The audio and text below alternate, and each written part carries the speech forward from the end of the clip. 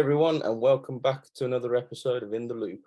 Today we have with us an artist that is best known for his remix on the hit track Let Me Love You by DJ Snake and Justin Bieber that now has over 5 million YouTube views. He's also had his music supported by the likes of Jonas Blue, Oliver Heldens and Don Diablo, helping to release on labels such as Hell Deep, Generation Hex, Skink and Future House Music. Tom Westy, thanks for joining me. Not a problem, mate. Good to chat to you. How are we doing? Yeah. So I want to jump straight in and go from the very start. So what was your first musical memory? It's a good question. I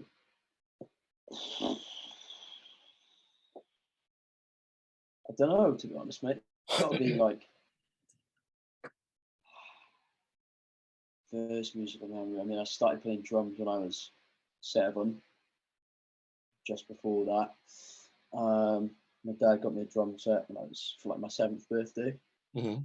So yeah, I think that's when I probably started getting into music, and I just loved it then, obsessed with it. But I didn't get into electronic music till I was like 17, probably. Mm-hmm. When I was 16, it was when I was doing my GCSEs. And before that, I hated electronic music. Like, literally thought it was awful. I was like, nah. I only used to listen to like Red Hot Chili Peppers, Green Day, Blink-182, like strictly rock music. And used to rinse people who listen to electronic music. I was like, oh, this is awful. And now I do it for a living. So when was that switch? When I was about 16. I think when I heard Martin Garrix's Wizard the first time. Okay. You know what I mean? And I saw it and I was like, the music video as well. I was like, oh, this is so good. I wonder what makes people change like that, because that's a fairly hard turn for yourself if you were, sort of pushing people away from it almost. So I wonder what it was. Did you hear it on a heavy sound system and just the bass and everything made you go? I think so, yeah. I think I might hear it in someone's car, to be honest. I don't know. Or I think Animals was the first like sort of EDM song that I ever heard that I was like, this is sick. And then I looked at more of his music. When I heard Wizard, I remember that was the song when I was like, I love this. Like, this is amazing. Mammoth as well by Dimitri Vegas and Like Mike. You know that one? Mm-hmm. Like back in the golden era of EDM. Like 2012, 2013, that kind of time. Yeah. Oh, mate, when I listen to it now, it's like, it's nostalgic. It's so good. Yeah. So do you have sort of any memories from when you was like almost, nursery, primary school age, where maybe parents would play certain tunes in the background that you'd listen to, anything like that? I don't think so, to be honest. No, I can't really remember. Probably didn't pay too much attention to it back then. So your first sort of big moment with music was when you were 7, when you learned to play the drums? Yeah, pretty much, mate. Mm-hmm. Yeah, and where did that come from, and how did you get into it? My dad, probably, Mm-hmm. because he loves music. Mm-hmm. Really into mainly rock music, like AC/DC, and those kind of bands. But yeah, I don't know how exactly I got into it. I just remember being shown it one day, and I was like, "This is so fun." Yeah, really enjoyed it. It sounds like it had an influence on you until you were 16. So what was you listening to back then, that sort of age? Yeah, Red Hot Chili Peppers, Blink-182, Green Day, bit of Metallica, probably. Mm-hmm. Rock music, very much. I did listen to a little. I started listening to a little bit of hip hop, like Biggie, as well, when I was about 14. Mm-hmm. And I was, I did. My music taste wasn't diverse at all back then. I literally listened to even rock, or tiny little bit of hip hop, maybe here and there. But other than that, yeah. That sounds like me with dance music. I was hooked from about the age of 11. Early starter. Yeah, back in 2009, I started getting into it. We sort of Remember back then, that we was sort like dubstep was massive then. I never got into the dubstep stuff, so I got into it through sort of trance, listening to sort of, the early 2000s trance stuff. There was certain stuff on YouTube, sort of very early electro, and then I remember listening to like Revealed Recordings Volume 1 album, Tiesto's Club Life Volume 1, and they were like No way. Volume one. 2009. What's that? Volume one. Yeah. Because I've still got those CDs in my bedroom now from when I was like 11, 12 years old, like early high school. So That's mad. I So how remember old are you now then? So I'm 24 now, nearly 25. Okay. Yeah, you're probably same. You born in 98. Yeah, it's your same like school year as me then. So I'm September in 97. Okay, yeah. So same year. Yeah. Yeah. So essentially, in end of year 7, I started getting into it all. Trance. I wish I started that then. So it was like That's it. trance, and then like I remember by year 8, I was watching all the Tomorrowland sets every year, like 2010. Um, but yeah, like I say, I just got into trance, and then sort of slowly went from Armin and all that stuff and Tiesto, and then deep into Hardwell from about 2010-11, Yeah. when tracks like Cobra and Space. Elements, before even Spaceman came out.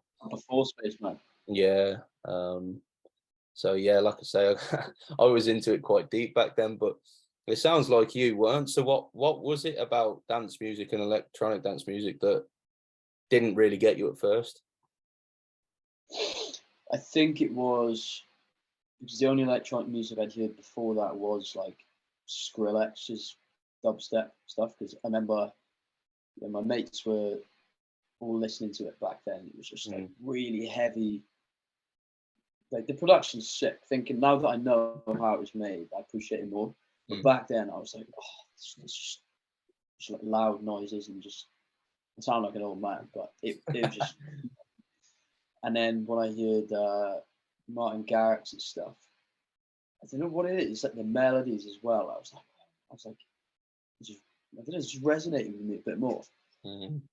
And yeah, I don't know what it is. It's just something about the house beat because it's just got that 4 to the floor, just like pounding kick drum. I was like, this. It just makes you wanna. I can see why that's dance music, but the dubstep stuff I couldn't. I was No. like, how do you even move to this? Well, I never ever liked dubstep. See, I was similar. I think what probably happened is you heard dubstep and you were like, nah, this ain't for me. And that was the same with me. But I'd already started listening to like trance before that. So I'd sort of preferred that stuff. I mean, dubstep and drum and bass are 2 in the one for me. I don't like either of them. It's Same with me with drum and bass. no way. Yeah, mate. I've always been like, oh, but it's growing on me. To be fair, I only like Wilkinson's new song, one of their new songs called "Used to This" with Izzy Cross. When I heard that, I was like, this is a masterpiece. This is insane. So it's like a bit more liquid drum and bass. That type of stuff I do really like. Yeah. I don't listen to it, but I'm like, it's just really musical. It's like really nice and yeah.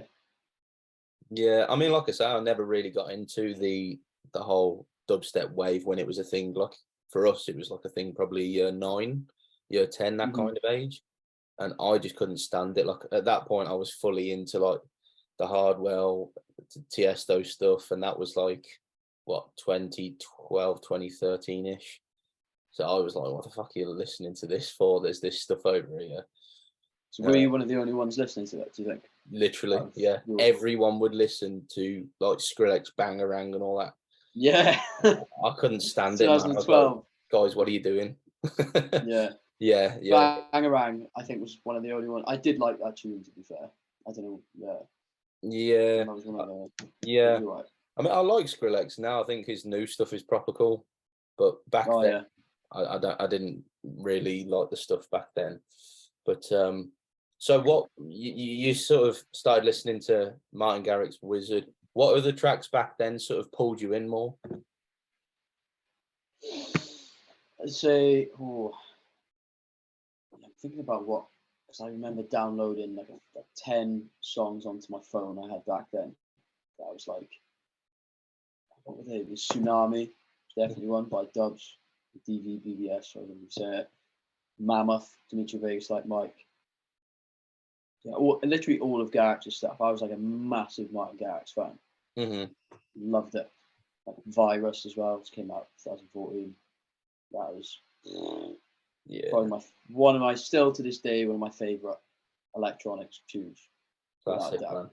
It's so good, his melodies. And then Avicii stuff as well.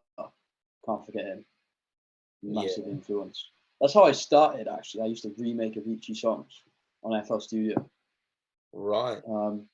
Just used to do that all the time, to be honest. And never really watched any YouTube videos. Didn't really know what I was doing. I was just figuring it out by just playing around with shit. Mm-hmm. And then I just really enjoyed it, to be honest. I'm obsessed with it. And then after like 4 years, started to put some tunes out, and then when I saw people actually liking them, I was like, maybe I should put some more out then, instead of leaving them on my hard drive. And that's how I got started then. Future house music came along. Mm-hmm. Yeah, because I first started listening to him before he started Avicii, when he was still Tim Berglund. No way. Yeah, that's like 2010. Yeah, that was when you started listening, wasn't it? So like he was, I think he was either first or second track on the first ever revealed album. It was him, Sebastian drums, and someone else, Norman DeRay. It was called Tweet It, and I think it was about, like I say, 09, 2010 when it came out, and I loved all that stuff.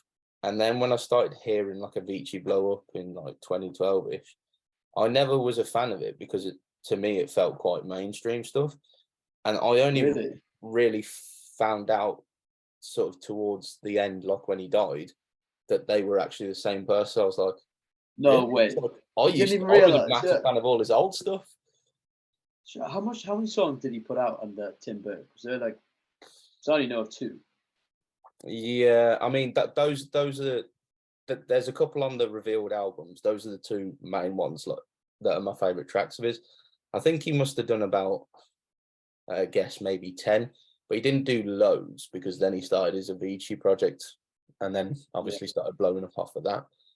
But I saw an interview with him the other day. It was from 2010 at it might be Tomorrowland. I don't know which festival it was. And he's saying, like, she's like, so what music do you have coming up? He's like, yeah, I'm keeping the more clubby stuff for Tim Berg, and I've started a new project called Avicii as well. Like, it was a booking as Tim Berg, and he was like, yeah, I've got this new project called Avicii, so we're going to be putting the more kind of poppy stuff under that. And it's just mad to see how big that project got. Like, and he was just known as Tim Berg at the time. Not many people know that's the same guy. Yeah, I mean, like I say, I didn't really connect the 2 until people started posting R.I.P. Tim Berg, aka Avicii. And I was like, oh shit, that's the same guy. I didn't know, but yeah. So like those were your influences, and then how did that develop into sort of learning to produce and DJ? Like, which one came first?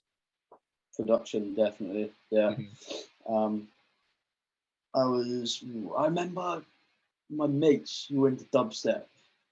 They all used to use FL Studio, and they were making dubstep on it all the time. And I used to be watching. And I was just like, this looks so confusing. Didn't really take an interest in it.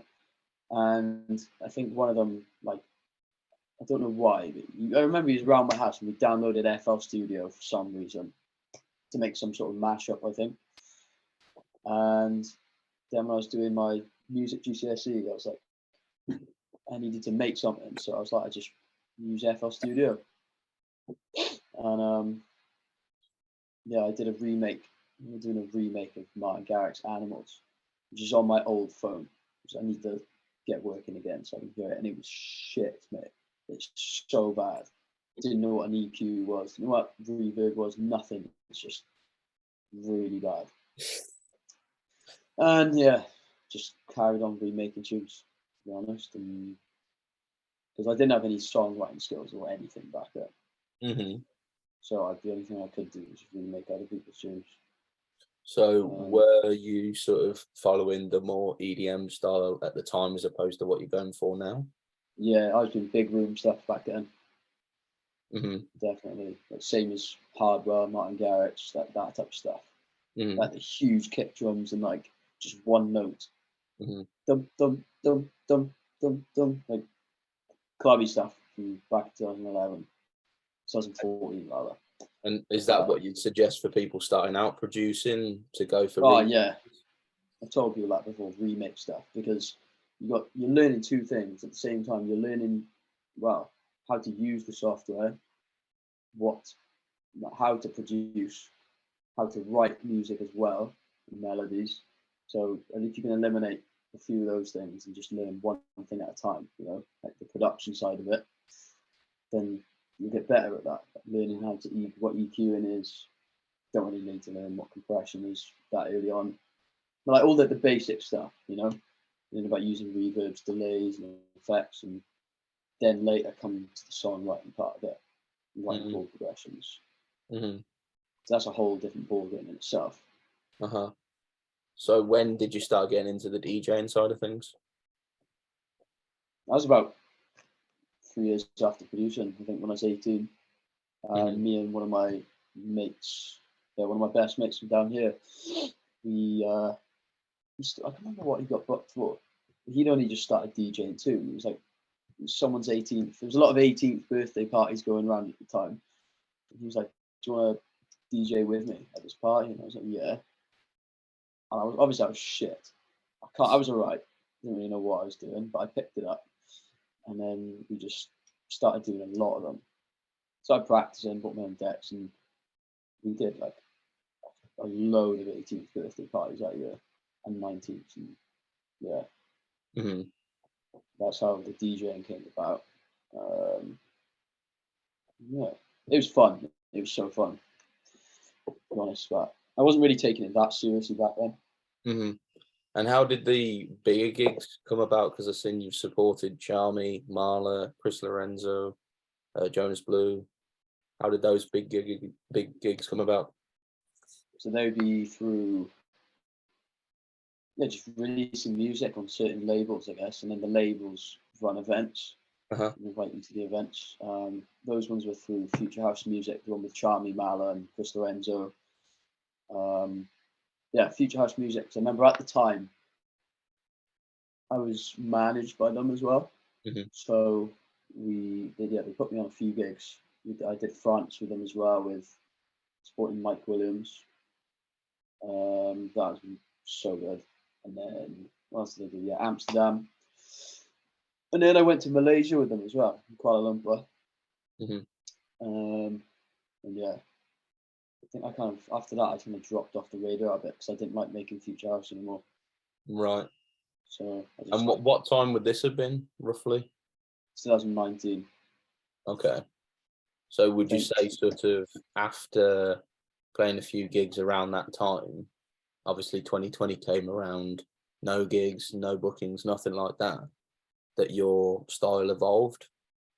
Yeah, I say so. I don't know what it was, to be honest. I think also the fact that no one in the UK was listening to that at all.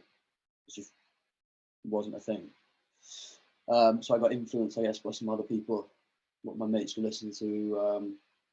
I don't know, and I just noticed like this. There was other types of music coming up, and I was like, "This is so good!" Like, got really into melodic techno and melodic house then, like Lane 8. So then I started releasing stuff like that on what was it? Something Good, which is JLV's label, sub-label Hexagon, where he does stuff like that. Started putting tunes out like that. That was how Jonas found me, actually, then, funny enough. Right. So you ended up sort of evolving into the sort of maybe lower BPM stuff, would you say? Yeah, definitely, yeah. Do you think you've got any want to sort of go back up to that higher BPM stuff in the future? Yeah, I am going to be doing another alias this year, saying that, but it's not going to be EDM stuff. It'll be more. It'll still be more UK stuff. Like it'll be more melodic techno, I think, or Mhm. club stuff like Ben Hemsley stuff he does. I love that stuff, and I do have a few tunes on my computer that I've been doing, and then, like, I can't put that under my current alias. So Two yeah, different to what you're currently doing, yeah. So I'm right? Is still that like deciding what to name. almost like 130 plus BPM techno, that kind of thing? I think so. Yeah, yeah. Some of them are. I can be from like 128 to 134. I guess it'd be anything that would work in a warehouse kind of set, a club set. Like yeah, Ben Hemsley. That's a good. That's that sort of ballpark. What I'd Mhm. be going for with that. But it's mainly like an outlet just to be able to make different types of tunes as well. Mhm. So, sort of talking about your sound evolving, how did you find motivation during 2020 when everyone was just sat at home doing nothing? You can't go and grab motivation from your usual sources when you're mixing with people, going to different places. So, how did you motivate yourself then, and how do you motivate yourself now? Good question, actually. In 2020, yeah, do you know what it is? Actually, I'd say one of my mates, one of my best mates. Do you know Malarkey? You heard of him?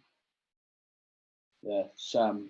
He had just signed at the time a track to JLV's sub label, Something Good, in 2020. And then when I saw that, and I was just like, it was really motivating to see one of my really good mates just like get in, because at the time neither of us really had any releases. We probably do one every two a year or something like that. We can't just shouting about it. But then yeah, he started to blow up a bit. Then I was like, oh, shit, Hmm. this is quite, you know. And then I don't know what it was. He's mentored me like a lot over the last few years, and we chat every single day about music. And he'd be like, "Yeah, you got to finish this one, mate. Got to finish this one." Or he'll tell me if something's shit. Like, he's really honest. Um, but yeah, I had this tune called "Where I Want to Go," like lying around. Everyone I've shown it to was like, that is a tune." But I never finished it. It was like 1 minute long. And then I think it was in lockdown. I was like, oh, do you know what? There's nothing else to do, so I may as well just finish it. Did it and sent it to JLV and just like, this is really cool. I like this. But he told me to make some changes to it that were like pretty big changes, and I was like, oh, I don't know if I want to do this. I'm gonna have to. It's gonna be so much effort. And then Sam was like, mate, look, you don't have any other releases coming out. This guy's giving you an opportunity. Just do it. I was like, all right. So I did it, put in the effort, and then he was like, "This, yeah, I'm signing this. This is awesome." Signed it, and I'm glad I did, because the changes he told me to make made it so much better. Mm. And yeah, I don't know. I just after you have one track signed in, you get motivated, a bit more motivation. So I was like, all right, I'll make another one, and then the ball just keeps kind of rolling. And then I did a tune for Oliver Heldens, Hell Deep, with Mark Benjamin. It's a remix, but then that was a goal of mine to get on Hell Deep for ages. So then once I got that, I was like really motivated. It's really motivated. So then I think without having those tracks signed, it's hard to keep putting in the effort you need to put in. Mm. You need something to be giving you that motivation. To be honest. Yeah, yeah. I mean, like you say, it's interesting because, like you say, obviously, I was having this conversation before, and I've had it quite a few times now, where it's difficult because sometimes some people would take months, years on a track, and they'll never release Yeah, it because they'll always be tweaking certain things here and there. And the thing that I've always heard from, a lot of the most successful producers is just put tracks out there, get releasing, get your name out there. Um, it's so true. Yeah, because otherwise people aren't going to hear you, are they? that's what. Yeah, my mate Sam Malarkey does. He was the one that showed me that, because I would take forever on tunes, and he was like, mate, like no one's gonna care how your snare in the build sounds up. Like just leave it. It's about the song. If someone likes the song, they're gonna know in the first few seconds, really. And then he started putting out tunes every single month, and he just grew like, yeah. And then I was like, mate, this is it. I think you've found the formula, the hack, and it is to put out tunes not as often as you can. But like the quality's still got to be good, but you got to be better at finishing tunes fast. You know what I mean? Putting them out consistently, not just like 2 a year, and then hoping that those tunes grow to be massive. If you put out a tune a month, there's more chance of you hitting what the word is, one of them being successful. You got 12 chances a year as opposed to 2. So, yeah, I still struggle with it now. Like I didn't put out a song in January, or December. It's still, yeah. So I'm definitely a perfectionist. It's hard to like just go like, yeah, it's done. Just chuck it out. Yeah. I know a lot of producers struggle with that as well. Like just to be able to go, all right, it's done. Leave it alone. We get so attached to it. So off of the back of those releases, how did you end up landing the chance to do an official remix for Jonas Blue?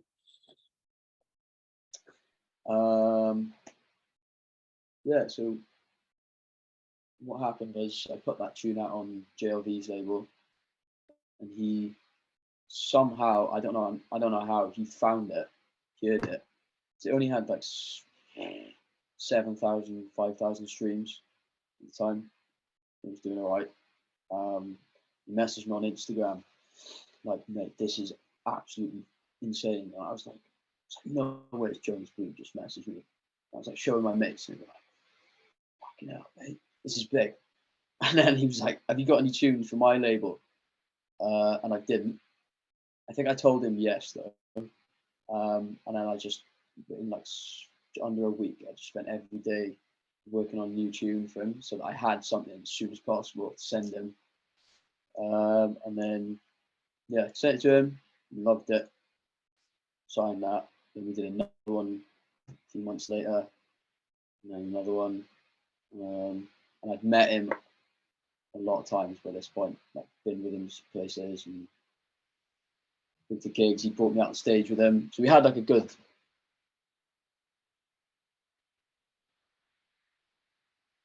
So we had like a good. My dad's just walked in now. It's okay. You're right. This is Mike. All right. Hey there, mate. You're right. John Robinson Cows get created barbecue. Oh, actually, I'll come take it up later. Yeah. What was I saying again? To do with the Jonas Blue label releases.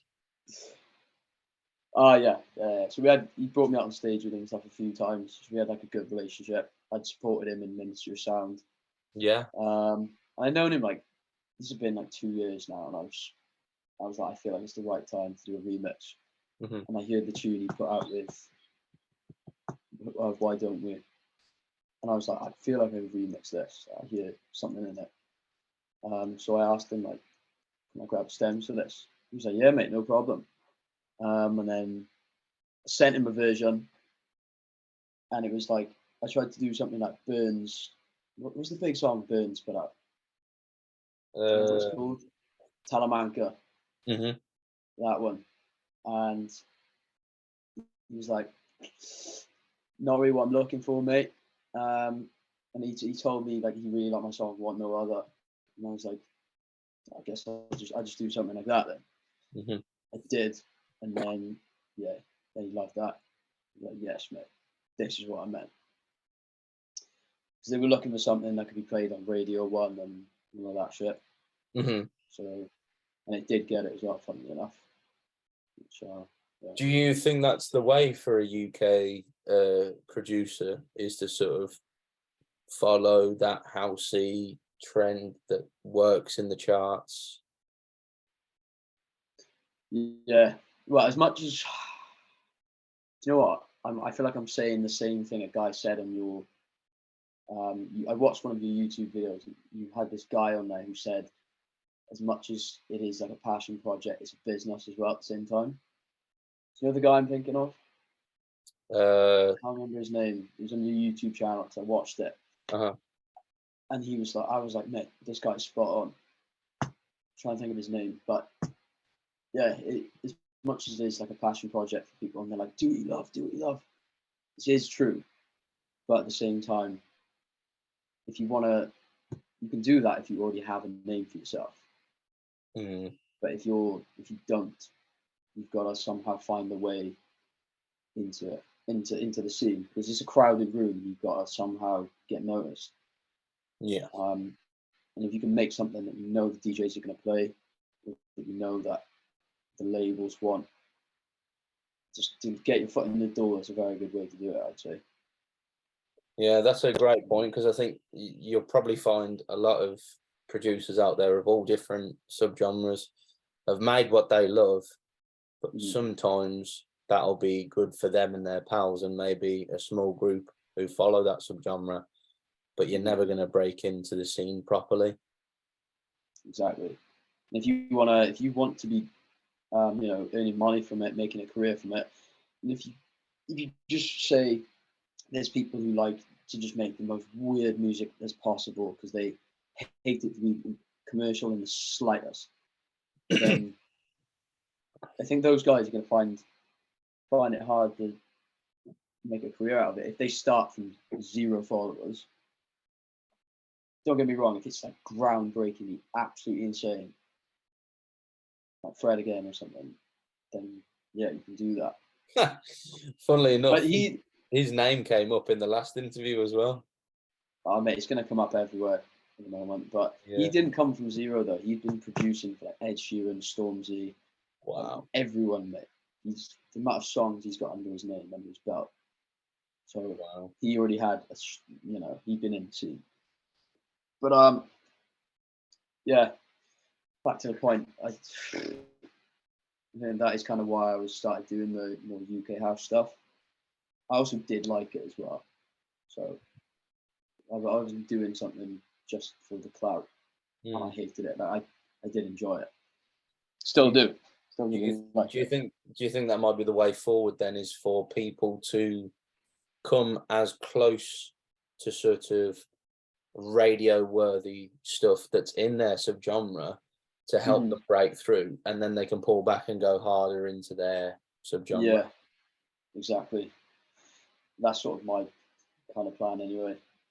So in future, do you have plans to do other stuff that we haven't heard from yet?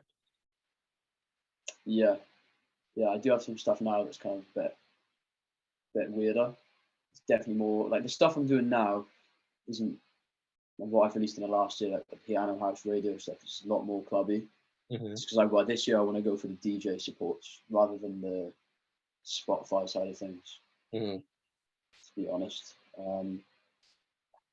yeah. So I want to be DJing a lot more as well, getting more on the gig side of stuff. So I think the way to do that is to get tunes that DJs are playing.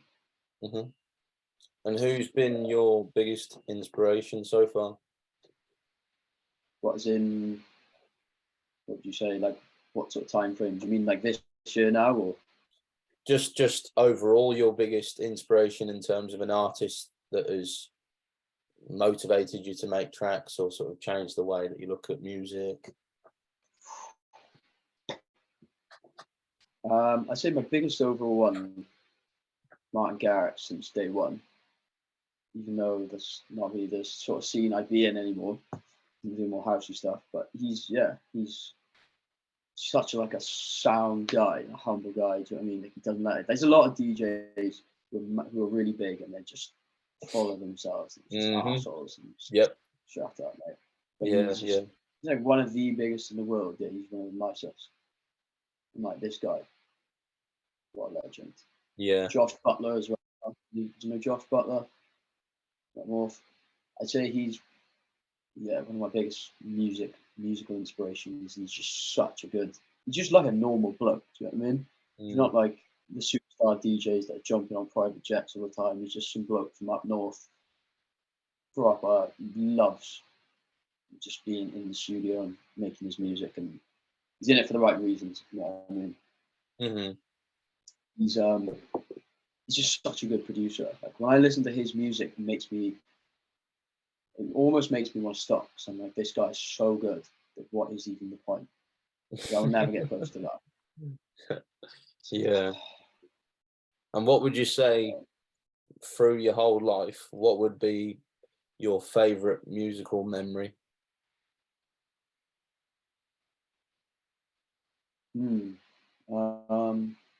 This could be a time where you may have been to a festival before you were ever DJing or before you ever properly produced, or it could be a gig that you've played, or it could be a track that you've made with somebody, or it could be before that when you were a kid.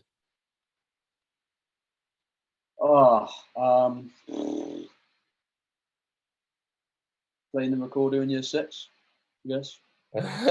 Joking. Probably. Oh, mate. Either playing in Thailand when I was supporting Jonas, because that gig was unbelievable, or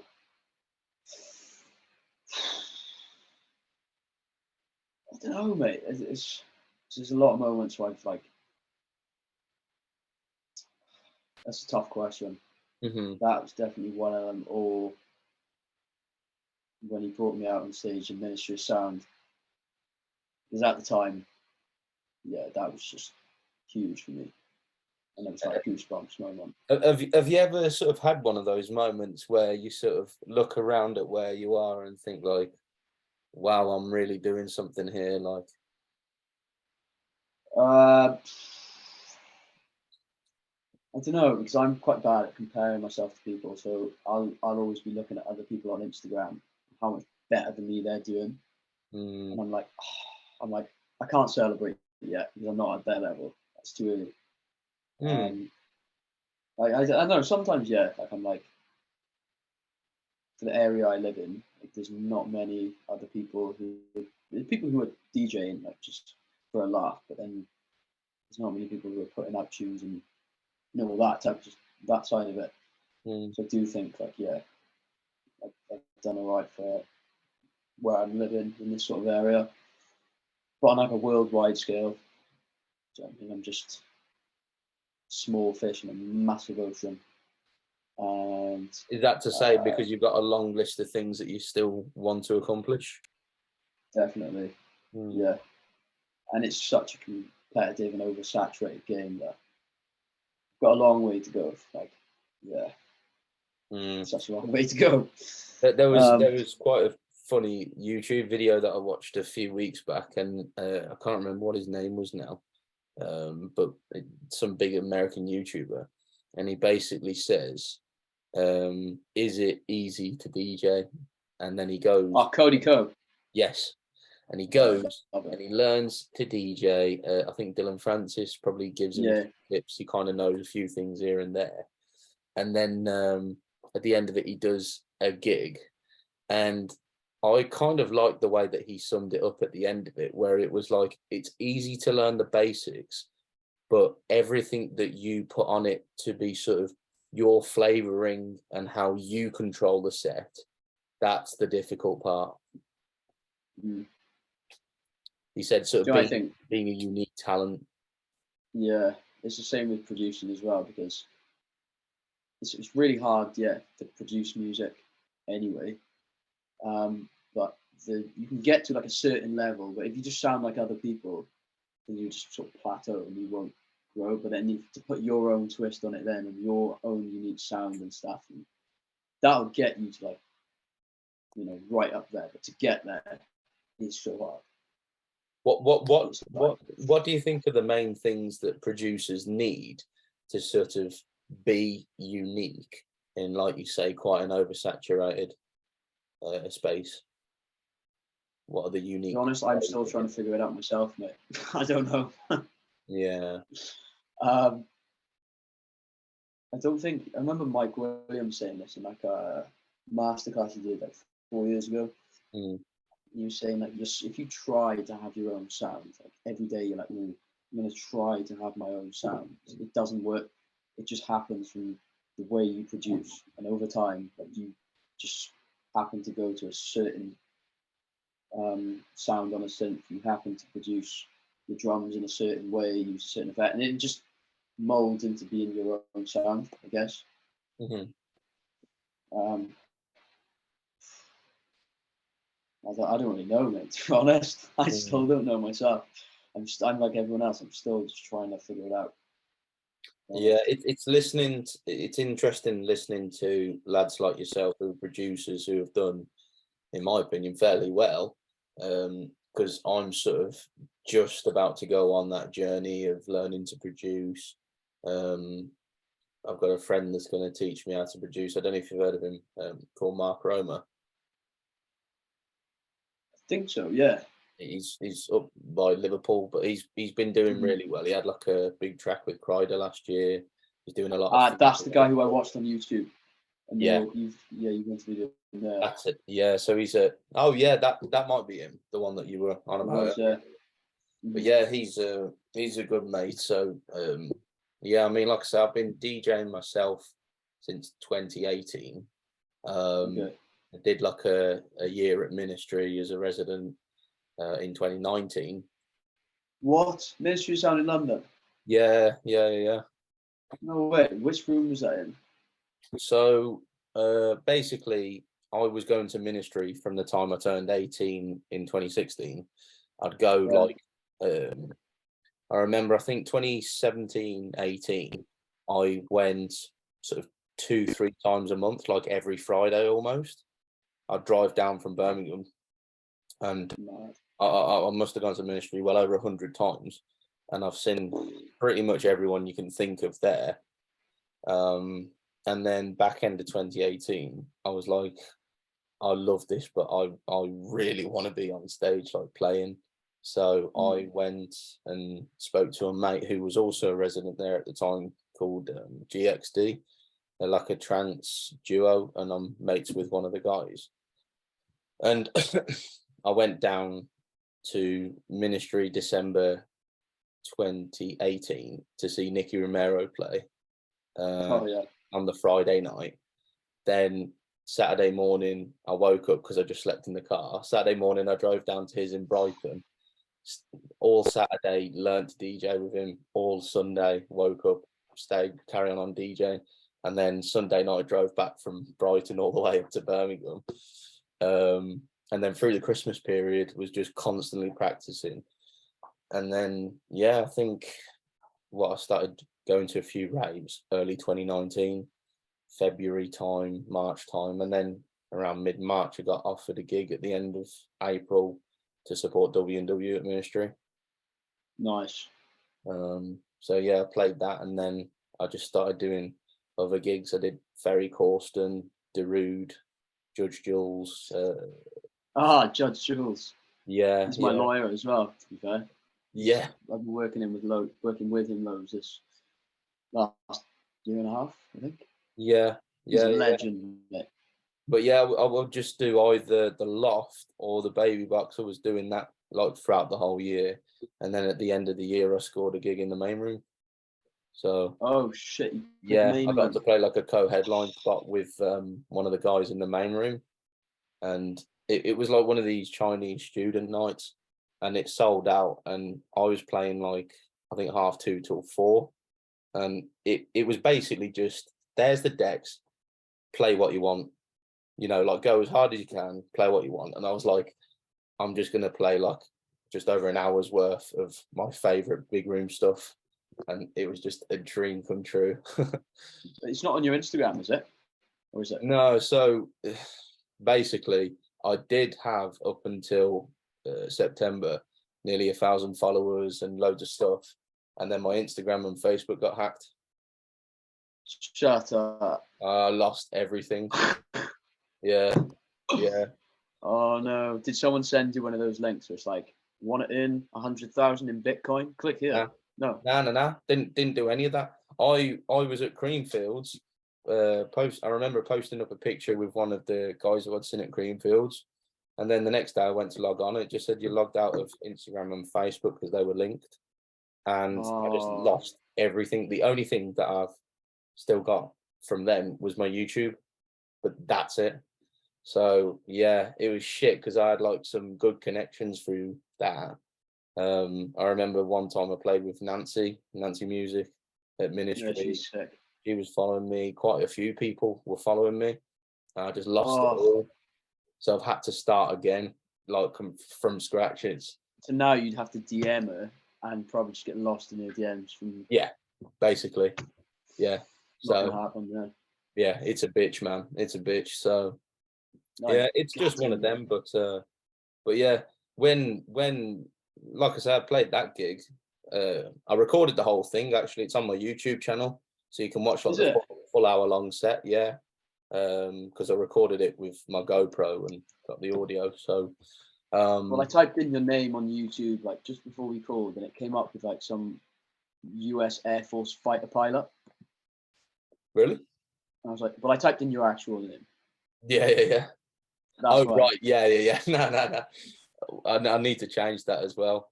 I'll 1 sec. I'll send it over to you now. But yeah, like I say, obviously end up playing that gig, and then was going to go on and play more gigs at Ministry. Oh fuck. I was going to go on and play more gigs at Ministry during 2020. I think I had one booked for sort of end of March, and then of course about mid-March the whole country shut down, and I was like, so yeah. So I had to sort of carry on doing these mixes that I do over YouTube, and then the interviews as and when I could. Yeah. So yeah, like I say, it's been an interesting time for sure, but you know, at the end of the day, like you say, you've just got to adapt best as you can. A lot of new artists came up over that time though. Like Amy L came up over sort of lockdown. Frankie Wah blew up massively. There you go. I've just popped it in your WhatsApp now. I've got it open in a new tab here on YouTube anyway. There you go. But yeah. Yeah, live 19. But yeah. So yeah, like I say, it was one of those. I had to sort of find ways to, you know, do other stuff.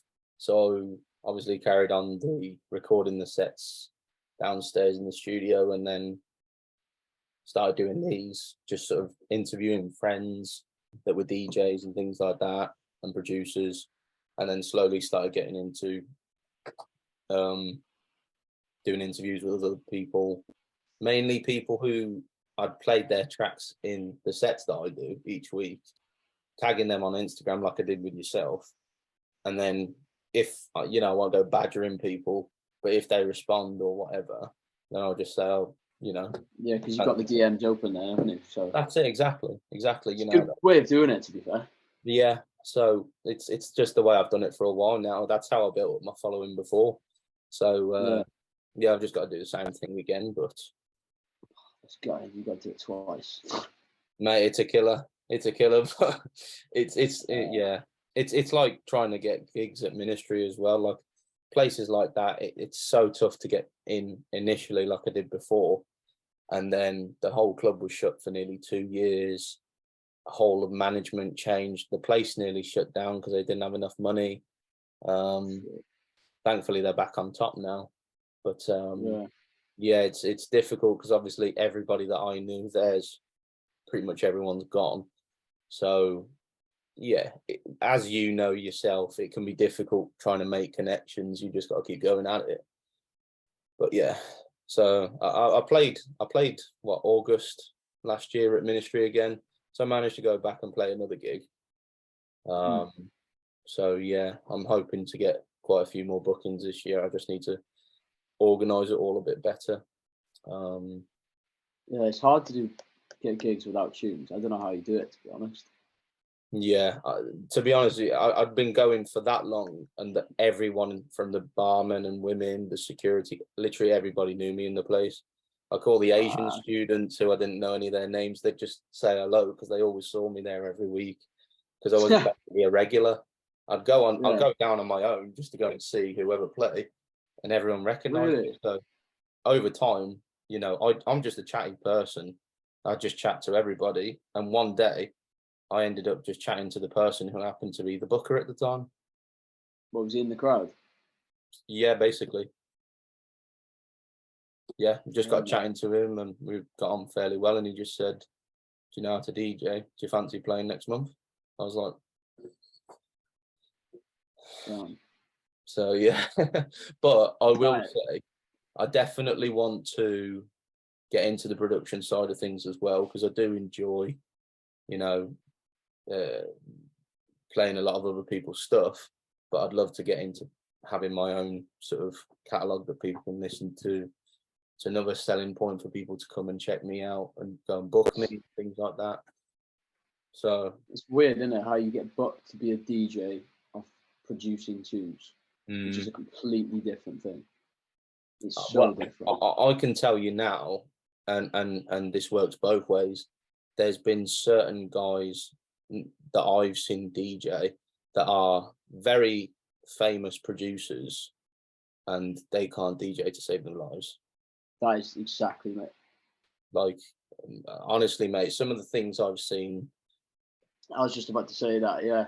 And you get guys who are like, all right at producing, but they're like insane DJs. Yeah.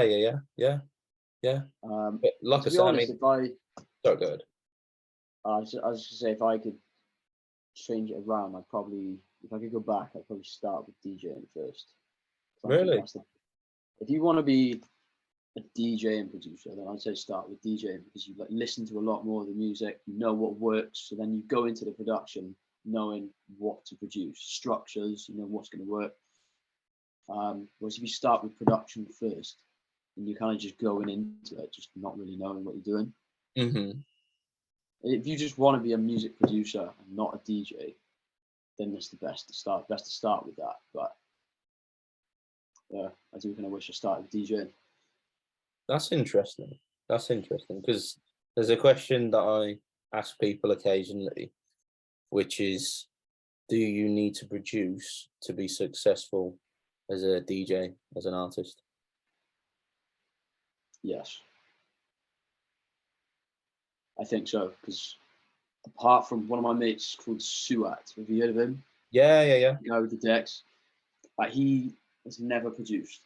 He's tried it, not interested. But he's been able to, he's doing better than most of the producers and DJs. Like, he's just smashed it because he was so, like, your productions are a way for you to become unique, but he's been unique without having, you know, productions, having his own songs. He's just done something that's just so, when anyone will see it from any age and be like, that is funny, this guy's sick, and he's entertaining. The more that I'm sort of watching things as things evolve in terms of DJs and producers, the more I'm starting to understand that answer. I used to ask that question 2 years ago, and it was fairly vague as to what the answer might be. But I reckon it's 99% of the time yes, but there is that 1% like him, like guys like DJ Blend. I don't know if you remember back in the day, like 10 years ago. I've heard of him, yeah. Yeah, he was the guy who had that mask on. He used to like dance whilst he'd mix. He used to get like. Okay, well there we are. There's it's like some sort of a gimmick. Yeah. To recognise you, you know. There was him. There was another one as well. There is a few out there that they're massive. They're they're either massive in their country or around the world. But we can think about saying this, right? James Hype didn't used to produce. Like, he was just known for being such a good DJ. Like, unbelievable. Everyone even says now, like, he is the best DJ in the game. But when he started producing, then he's really good at producing, mate. Like, because he just knows what needs to be. He knows what the people are going to like. He knows what's going to fit in the set. So yeah, that's a good point actually. When you say guys like him, and then you go, he used to DJ, and he was the kind of caliber of DJ as he was before he ever produced a track. That makes you go, oh yeah, good point. yeah, but also we can't forget that these guys aren't just good DJs. They're good DJs who are putting out content on social media all the time. Yeah, and I think we're in an age now where that is more important than. Do you know a guy called TD by any chance? Seen him on Instagram. He's a guy from up north, and he's mate. He's funny. He puts out videos all the time, and they just bang. He's so consistent with it, and that's how he got into the scene. I'm not sure how long he's even been producing for, to be honest. And like, his music is good, but I wouldn't say it's like groundbreaking, like insane, top of the top. But because he's got sort of the whole package. He's a producer, DJ. He makes the content. He's consistent with it. And yeah, I think you need to have that these days. I wonder if maybe if you could only pick between, say, great DJ and great producer, or great DJ and great social media marketer, which one people would go for. Because I think people would there go is for great DJ. DJs. There is great DJs and producers out there that are still able to get well known, but some people might say, "Oh, well, that's just because this artist happened to hear of them." Mm-hmm. What do you think? Be. Mate, it's like the social media side of it now, I think, is the most important of them all. Like, mate, you could have, let's say, what's like one of the biggest dance tunes, James Hype Ferrari. I could have made that, say, for example, on my computer, just put it on Spotify, and it's not necessarily going to blow up because it's a good tune. You need to have the social media presence. You need to have like all these other things that are going into it so that people hear it. Because if no one hears the song, it's just going to be a great song that no one hears. So, to be honest, this year I think I'm going to put more effort into Instagram Reels and that side of it than music. Me and my mate always joke about this. We say like, it's funny how being in the music industry, the music is the least important thing. Like, mate, it's going in that direction. It genuinely is. That's sad, isn't it? It's sad, mate. But you can either be one of those people who sits there and complains like, "Oh, back in my day, it used to actually be about the music," or you can just suck it up, get on with it, and go with it. You know? Yeah, it makes me wonder what the future is like. I don't know. Are we going to end up having like 15, 20-second songs like TikTok? I think it will be the case for commercial music, but when it's like deeper into, the club scene and the people who are the actual punters who are going to see the DJs and stuff and have a passion for electronic music will always want those longer mixes. Especially the DJs as well. But where do you see UK mainstream music, UK music in general, and dance music going in the next sort of 10 years? Do you see it changing and going somewhere else? I think it's just going to keep having these dramatic changes, because if you look at how fast we're consuming music and everything, it's like recently now music has sped up to like 140 BPM. So like the Scouse House kind of stuff, like that Robin Schulz tune, which he stole. Story for another time. But that tune is really fast. And you got like that Shaq one. And I think that's only 130, but it's just a lot of fast music going on about right now because of TikTok. And I think that's going to be around for like another year. And then I think it'll just go back to like the slower stuff, and it'll keep circling back around, to be honest. A house will always be there. It'll just never die. To be honest. Yeah, I think like you say, it's always sort of a wheel where things will come back up and they'll have that peak, like dubstep did, like trance did at one time, like EDM did, the big room stuff. and even when it comes back down, it will never go flat. There'll always be a big portion of people out there that will go and follow those particular subgenres. Yeah, I think even because if you listen to, let's say, Revealed and like that really EDM from 2011 kind of stuff, there's still people listening to it now. It's not as popular. It's weird because people would call that music commercial, and they'd call tech house underground, but it's like the EDM stuff's now more underground. You know what I mean? That's insane. There's way less people listening to it, and then tech house is like tech house is not underground. See, this is the thing. This is where you get that whole tech house is underground. Really, when there's 100,000 people in Italy under that thing, and it ain't underground. Like, come on, stop chatting shit. The biggest sort of parties you'll get of Big Room and Revealed and all that stuff will be Amsterdam Dance Event when you got a club full of 1,000 people. So it's completely flipped on its head, isn't it? That's the thing. It's so that if in a way EDM's no underground now, I'd say. Have you listened to like the Revealed stuff lately? No, not really. I reckon it'd be more to your taste, because definitely in the last year, maybe 2 years most, Revealed has gone from that Big Room sound to bass house, tech house stuff. But there's a lot of it that I still play in my sets that I enjoy, but it's not as sort of commercial tech house, because I'm almost like Fisher House. I'm starting to think, like, should I do a vow to myself not to play any tech house this year because I'm so fed up of hearing it. Like, I can't be arsed with it. Like, the furthest I'll go in terms of commercial, I guess, would be like the tune that you did the remix of. Like, I love that. Like, I like that sort of happy, I guess, melodic house sound. I love that. But that's about as commercial as I'll go. But anything past that sort of tech house techno it just doesn't do it for me at all. Yeah, I get that. It's very minimal. Not everyone's into it, but I'd say that the tech house that isn't, everyone's doing. Have you heard of an artist called Hot Since 82? Yep. Great. Like his stuff, the last few months, I've been listening to so much, and I'm like, this is amazing. It's not tech house like Fisher and all of those. I just call it more house than anything, to be honest. Yeah.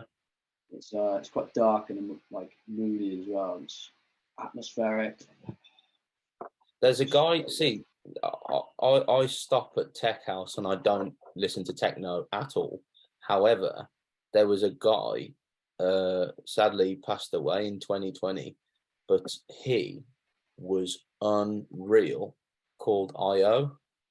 And basically he was he was like experimental techno, and it was like a cross between techno, kind of Big Room, but he also had like Dead Mouse influences, and his stuff was nuts. Oh yeah, he was sick. Mate. He was sick. So he played. I think he played at Creamfields in 2019. It was his only ever set in the UK, and I remember I went and watched him, and it was just like me and a load of other Americans, because he was an American guy, and I loved his stuff, and that's like so left field from my kind of taste. Yeah, it's that I_O, isn't it? That's it. Okay. Yeah, he's sick, mate. I remember listening to some of his tunes. Absolutely loved his stuff, and when he died, like, I was devastated. So about 2 weeks later, I did like a tribute set to him. And it's the only one on YouTube where it's just a mix of all his tunes for an hour. Yeah, right. That was one of the bigger ones that I did. I'm going to take a listen to some of his music again after this. Definitely. Yeah, definitely. I remember hearing his more tech house kind of stuff, but it was quite weird as well, wasn't it? Didn't he do a tune with Jaws? Yes. Jaws. Yes, he did. Yeah, he did. Yeah. That one I remember was, I think, how I discovered him. But the favourite one that there's a couple. There's Lasers, which is like 128 BPM sort of. It's kind of Big Room in but it's also techno, but it's just thunderous. It's so sick. Lasers, that one, and there's another one that he did. He did a remix of Above and Beyond, and that thing was, I love that stuff. The Above and Beyond stuff. Oh, mate. Well, that's it. You see, I love Anjuna Deep and Anjuna Beats. Yeah, me too. I'm properly Love into it. all that. Yeah. Yeah, because I love all the Anjuna Deep stuff to sort of chill out to. Because me, that isn't anywhere near tech house. It's more sort of, I don't know. It's not as commercial to me. It's just I get It's sick of definitely hearing not. that tech house. It's just got a bit more melody to it, I guess. Yeah. More substance. Yeah. So, But coming back to yourself then, what would be your dream collab?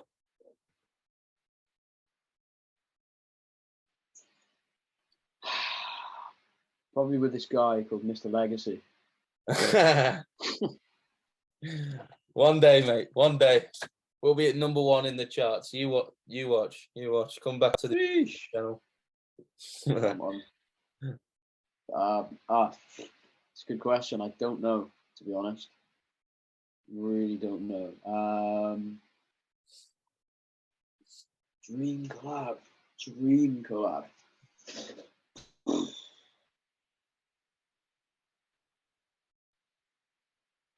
That's a hard question. Very hard question. Give us a top three. Top three artists you want to work with.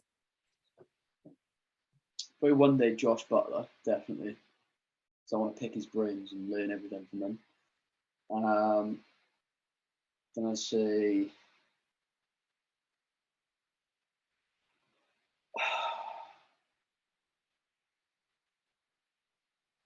I don't know.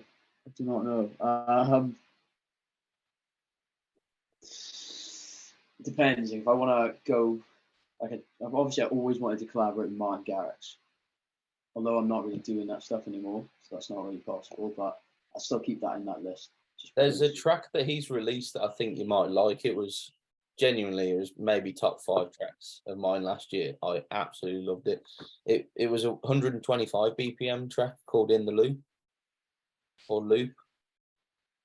It was with Dallas K. Oh yeah, that was true. Oh my God, I love that. You really like it, yeah? Oh, it's so good. I fucking love that, man. Like, just something about it. I love that sort of. I don't know what it was. It's like it is a tune.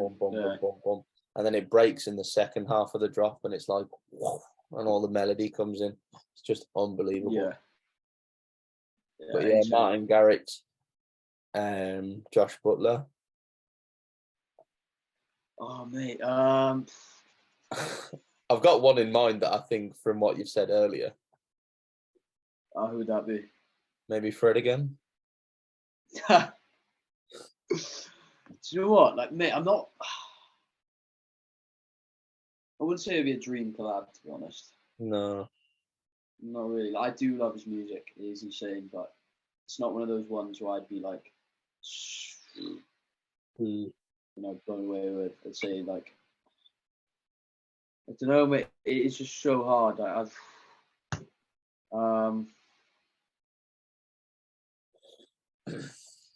don't know, mate. To be honest, it's such a difficult decision.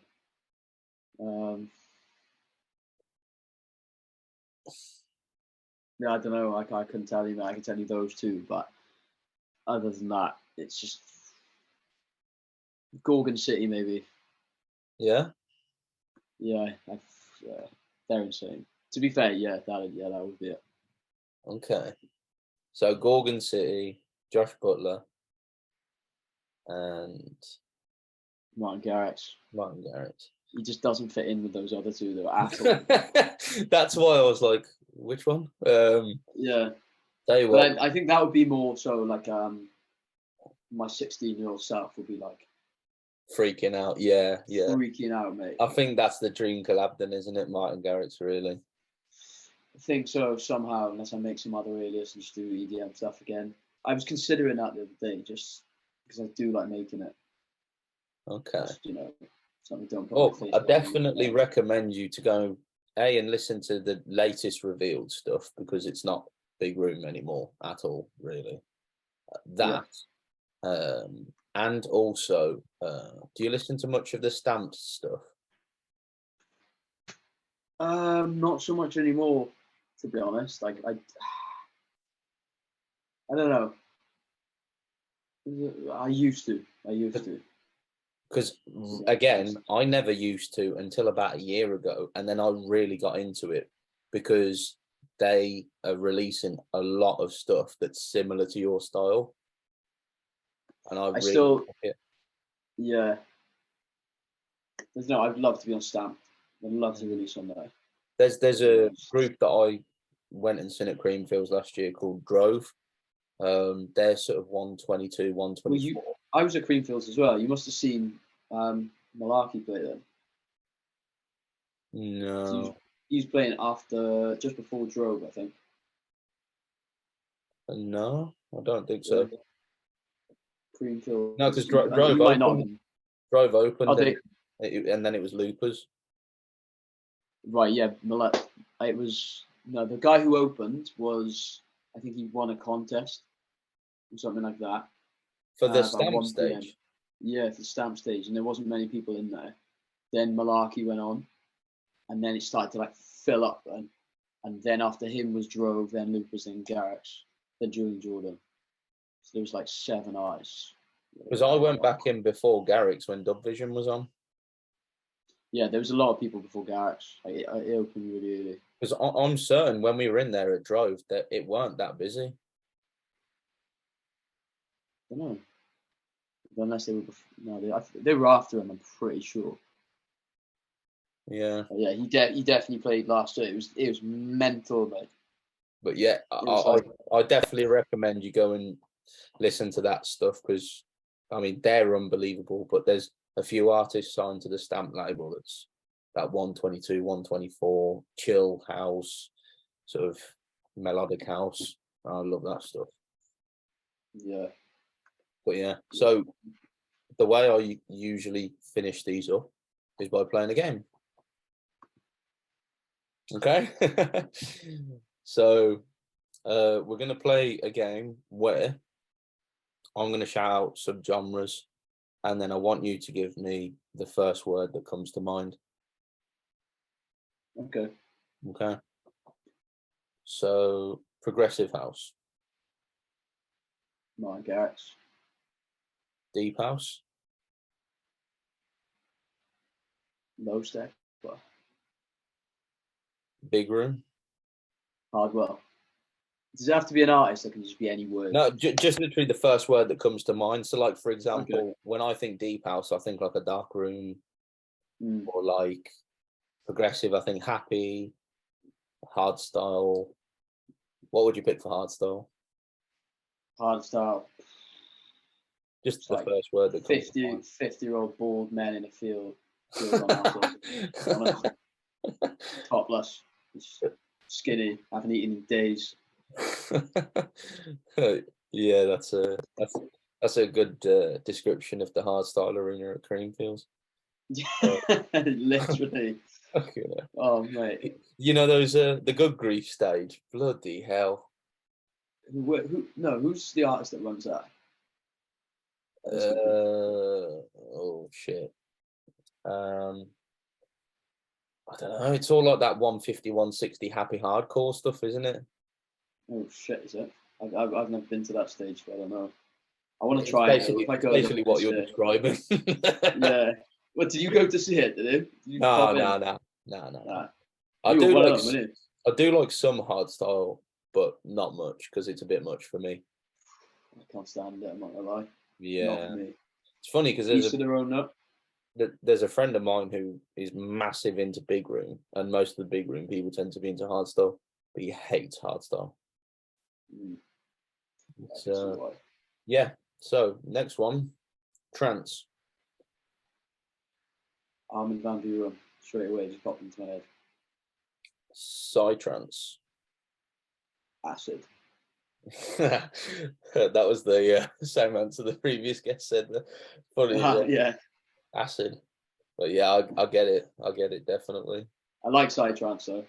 There you Yeah, I saw Vinny Vici play at Creamfields once. I was like, this is sick. It was Yeah. nuts, mate. I've met both of them a few times. What have you? Yeah, I met them at Ministry and in Newcastle. But yeah, their sound guys there. Yeah. Bass House.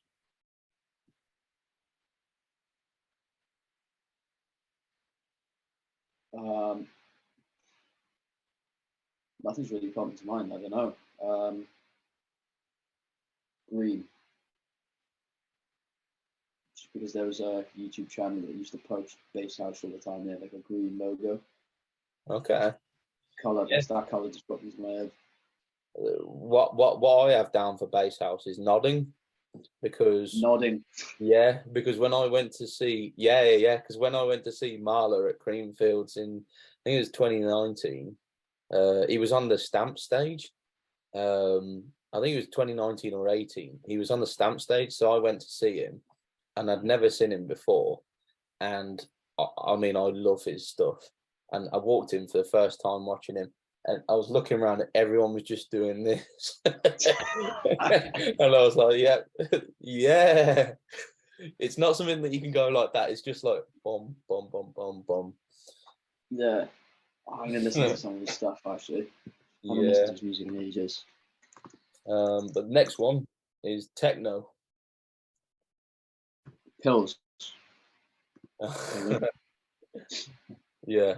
Every time you go to techno, I don't know anyone that goes to see techno rave that doesn't smash drugs. To be fair, I don't know of anyone anyway. Anyone I know loves it, so that's why I'm not a massive fan of techno, to be honest. Neither am I. I don't get it, because it's like, well, if you have to do drugs, then it's probably shit. Yeah. Well, a lot of people do use music as an excuse to take drugs, definitely. But like, are you actually there because you like the DJ and the music, or are you just there because you think it's bad to better than sitting at home taking drugs in your room? Yeah. Where people use it because they're absolutely in love with a certain genre and they want to enhance it, all right, go ahead. But when people are there, like you say, just smashing drugs and going to the techno tent, it's like, you take Or the hard style. Yeah, all the hard style, fuck it up. Yeah, it's all bloody massive, bold roid heads in there. Yeah, love it. But the next one, speaking of genres that you're not a fan of, dubstep. Skrillex. That'll be, or air horns, I think of. First thing I think of is screech. I just think like screeching noises.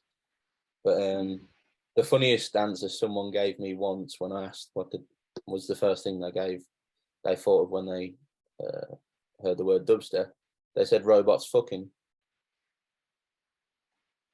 Fair enough. That's interesting. I guess that is what it would sound like. Yeah, exactly. The next one, drum and bass. Bristol. Oh, right, okay. Definitely. I lived up there for 4 years when I was in uni, and I did it all the time. Okay. So that's probably why I'm not a massive fan of it. Yeah. How about trap? America. Yeah. Happy hardcore? Smiley face. This. Tropical house? Tropical house, Kygo. Yeah. Palm trees. Melbourne bounce? Australia. And finally, future rave. I'm just picturing like a massive room with loads of strobe lights and shit in it. I like future rave. To be fair, it's quite sick. Do you reckon you might produce some yourself? I have done. Okay. Didn't put it out. I've done some as ghost productions before. But yeah, I will. I think, to be fair, I'm starting a project with two other producers where we're going to be doing that type of stuff. Future rave. Okay. So, Oh, nice. Nice. putting a few tunes out this year, actually. So, Well, because that, we all that future raves, yeah, basically. yeah, that was going to be my last question. What can people expect from you in the coming year? Well, they won't know it's us, so I hope they don't anyway. But, yeah, I do a lot of. I'm always making music, whether for myself or for other people. But yeah, just more tunes coming out this year, a lot more. Some finishing tracks a lot faster now. So. And anything in Yeah. the way of gigs? Some things that I'm 50-50 of, but I'm not going to say just because it doesn't happen. So. Yeah. Well, I know that feeling. Yeah. If you Yeah. say it, you're like, yeah, it's going to be sick, and it just doesn't happen. You look like such a knob. Well, did you say you supported Mike Williams in France? Oh, that was 2019. So Yeah. So I was supposed to support him in Liverpool in 2020. Oh, really? Obviously, that didn't happen. Yeah. So yeah, well, it was booked for September 2020, and it was weird because obviously the country shut down in the March and then kind of opened July, August, and people were like, "Are we still going to do events?" So we kind of still stuck to it for September, and then got to it and kind of bailed out, moved it from September to, I think, I think he moved it back to the following September, or something like that. And then we got to it last year, and literally like a week before, Mike Williams decided to go on like a, what do you call it, a break, and just cancelled all his gigs. And I was like, I'd waited over a fucking year for this gig. Well, almost 2. Well, yeah. So, yeah. Oh, gutted. I know. Gutted, mate. I know. What a way for a Mike to treat another Mike, eh? Yeah. I was like, oh, mate. Yeah. Gutted. Yeah, you'll get him soon, mate. If I see him, I'll have a word with him. Yeah, absolutely, mate. I'll let him know something. Yeah, absolutely. But yeah, man, thanks for joining me today. Appreciate it. No problem, mate. No Cheers, problem mate. at all.